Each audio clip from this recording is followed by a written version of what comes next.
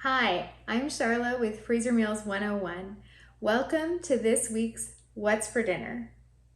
Sometimes before the week starts, I'll make a meal plan that includes some of the freezer meals that I want to use that week, and that way I know like what side dishes to plan or if I need to get any groceries. But this week was completely like a fly by the seat of my pants, decide that morning or forget to pull something out of the freezer and then pull it out like an hour before I have to feed the kids and thaw it quickly in a sink full of water and then get it started. So it was kind of just one of those weeks. Things were really busy here between appointments for the kids, work, wedding planning, and just life and, life with a lot of kids and busy family. So I'm going to get to what I made in this eclectic fly by the seat of my pants week. The first recipe that we tried was the chicken taco spaghetti that I had made with all of that rotisserie chicken, or some of that rotisserie chicken. And I'm gonna be honest and tell you that it was not our favorite. It tasted a bit too much like the taco seasoning rather than just like the taco flavors. It was maybe a little bit dry. It just wasn't one that's gonna make it into the regular rotation. So I was really glad that I had only made one of those. I often will only make one when I'm trying a new freezer meal recipe out, just in case we don't like it. So this time I was thankful that I didn't have another one in the freezer that we would have to eat at a later date.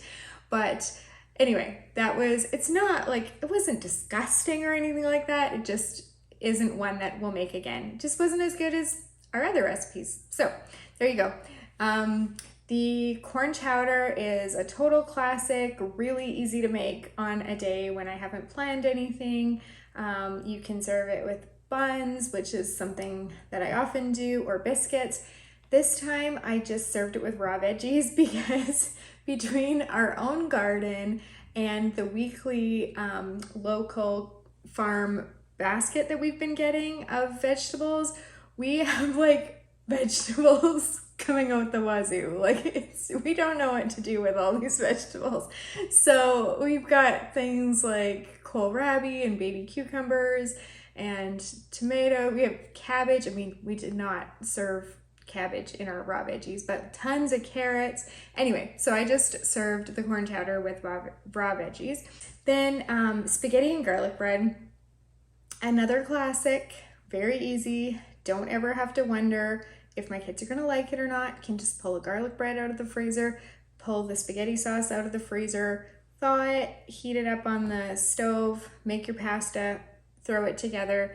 We like to serve ours with some hot chili flakes and Parmesan on top, but however you like your spaghetti, you can do it that way.